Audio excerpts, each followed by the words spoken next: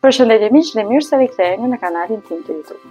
Sot do flasim për gjalpin, një produkt ushqimor natyral i cili për vite të tëra është akuzuar si një armik i dietës tonë.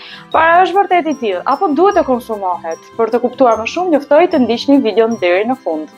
Gjithçka ka filluar në vite 50, 60, 70 që ka qenë pikërisht fillimi i të studiuarit të ndikimit të faktorëve të ndryshëm të riskut, pra apo të gjetjes së shkaktarëve të sëmundjeve kardiovaskulare apo të qarkullimit të gjakut. Praktikisht, më parë ne nuk e dinim që mungesa aktiviteti fizik dhe dieta e papërshtatshme apo edhe duanpirja do të jenë ndër faktorët e riskut kryesor apo ndër shkaktarët kryesorë të shfaqjes së sëmundjeve të qarkullimit të gjakut dhe të zemrës.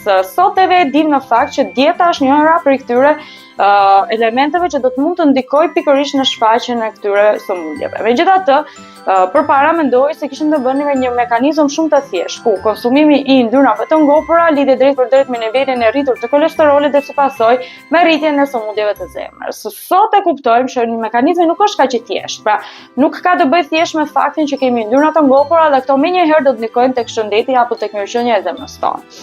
Duhet të kuptojmë që ka dy lloje të kolesterolit. Është kolesteroli i mirë, HDL-ja, dhe kolesteroli i keq, LDL-ja. Kolesteroli i keq është ai i cili në mënyrë të drejtë për drejtë përbën një faktor risku, pra rrit rrezikun për sëmundje të zemrës dhe të qarkullimit të gjakut. Nga ana tjetër kemi HDL-n, që është kolesteroli i mirë, i cili përkundrazi do të ketë një element mbrojtës, do të jetë një element mbrojtës, që do thotë do të mund të përmirësojë qarkullimin e gjakut. Nëse kolesteroli i keq mbushton nivelin e gjakut duke shkaktuar hipertension, duke rritur riskun për sëmundje të zemrës, e kundërta do të ndodhë pikërisht me kolesterolin e mirë. Rikthehemi tek gjalpi. Tani gjalpi është vërtet që është një yndyrë e ngopur. Kurse si nuk duhet ta abuzojmë, nuk duhet ta tepërojmë me marrjen e sasive të gjalpit. Por është një produkt i cili rrit nivelin e kolesterolit të mirë që sapo thash, që do të përmirësojë sistemin e qarkullimit të gjakut. Dhe ka edhe një sër funksionesh të tjera. Para njëherë ka përmbajtje shumë të lartë të vitaminave, shpeshherë më të lartë se sa vaji i ullirit në fakt, pavarësisht se përsëris vaji i ullirit është yndyrna më e shëndetshme që mund të konsumojmë. Ka antioksidant, ka vitamina, është i pangopur, pra është mbrojtës për zemrën tonë. Por nga ana tjetër, në gjalpi nuk duhet parë si një armik kaq i keq i dietës dhe i shëndetit apo mirëqenies tonë. Gjithashtu, ka disa vitamina në organizmin e njerëzit që sigurisht ne e dim, vitaminat dhe mineralet kryejnë një sër funksionesh të domosdoshme dhe janë vitaminat A, D, E dhe K, të cilat nuk treten kurrë si në ujë, që do thotë duhet patjetër të kemi yndyrë në trupin tonë. Dhe pse jo të mos jetë gjalpi, kjo yndyrë i cili të ndihmojë në përthithjen e këtyre vitaminave nga trupi jonë. Nga ana tjetër, në përgjithësi yndyrnat edhe pse janë parë si një armik kaq i madh, janë parë për arsye se patjetër nëse abuzojmë, pra marrim më shumë se sa duhet, do të rrisin riskun për sëmundje të zemrës, por në sasi të rekomanduara, patjetër që duhet të konsumohen. Të gjithë qelizat e trupit tonë në membranën e tyre kanë përbërje të yndyrnave. Impulsat nervore do të përçohen pikërisht apo mundsohet përçimi i të gjithë sinjaleve nervore pikërisht përmes yndyrnave. Pra kanë funksione jetike. Ajo që duhet thënë ama është se e para njëherë nuk duhet të abuzojmë kurrësesi me sasinë e gjalpit. Duhet të kemi vëmendje të veçantë, jo thjesht në llojin e yndyrës që po përdorim, por gjithashtu në cilësinë e dietës në përgjithësi. Që do thotë, nuk mjafton thjesht fakti është yndyrë ngopur, yndyrë pa ngopur, por duhet të shikojmë përgjithësisht si po ushqihet. Patjetër që risku jon do të jetë i shtuar në rast se dieta jon do të ketë në përmbajtje të saj edhe yndyrna të tjera të pashëndetshme, do të ketë përmbajtje të ushqimeve shumë të përpunuara apo procesuara, produkte fast food, pra çfarëdo lloj produkti tjetër i cili do të jetë i dëmshëm. Kur konsumojmë gjalp, nuk duhet ta kombinojmë me yndyrna të tjera. 30 gram në ditë do të jetë maksimalja dhe më e rekomandueshmja. Por kujdes, kjo vlen për njerëzit të shëndetshëm. Të gjithë ata që vuajnë nga hipertensioni, sëmundje të zemrës, kanë nivel të lartë të kolesterolit në gjak, dhe personat me mbikpesh ose obezitet nuk duhet të konsumojnë gjalp dhe të preferojnë alternative në shëndetshme që është vaji i ullirit.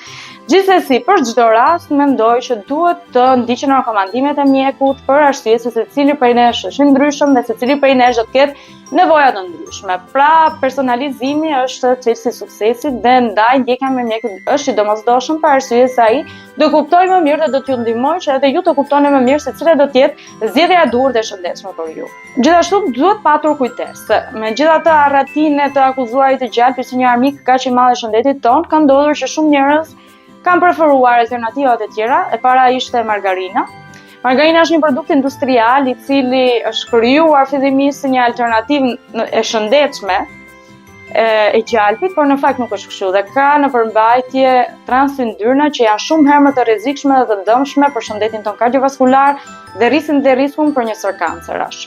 Nga ana tjetër, edhe kjo nevoja për të konsumuar një dietë pa yndyrna ka drejtuar shumë konsumator drejt atyre ushqimeve që janë fat free praktikisht. Të gjitha këto produkte përkundrazi janë më të dëmshme për shëndetin sepse kanë përmbajtje të sheqernave dhe të aditiveve të tjerë ushqimor në mënyrë që të arritën një teksturë të produkteve në përmbajtje normale të yndyrnave. Pra nuk është alternativa më e shëndetshme. Marrim shembullin më thjesht, për shembull do të ishte kosi pa yndyr, në mënyrë që të ketë një të konsistencë të teksturë produkti, shtohet më tepër sheqer, që sigurisht nuk do të ishte rekomandueshme pastaj për dietën tonë. Tani tham gjithë këto gjëra, që gjalpi në thelb është një yndyrë e shëndetshme që duhet të konsumohet në sasi të limituar. Pra duhet të jemi të vëmendshëm edhe për dietën tonë në përgjithësi.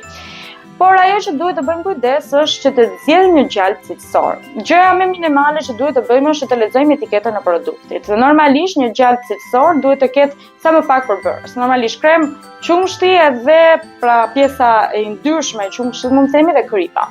Megjithatë, të jemi të sinqertë, në vendin tonë kemi një problem shumë të madh të sigurisë ushqimore që ka të bëjë edhe me mashtrimin në etiketim. Dhe shpeshherë blejmë një produkt duke menduar se është diçka tjetër dhe rezulton se nuk është ashtu.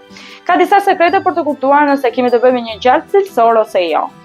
E para njëherë është ngjyra, sa më ngjyrë natyrale dhe sa më pak e bardhë të jetë. Duhet të shikojmë mënyrën se si do të tretet. Një gjalp i mirë patjetër që duhet të tretet në mënyrë uniforme.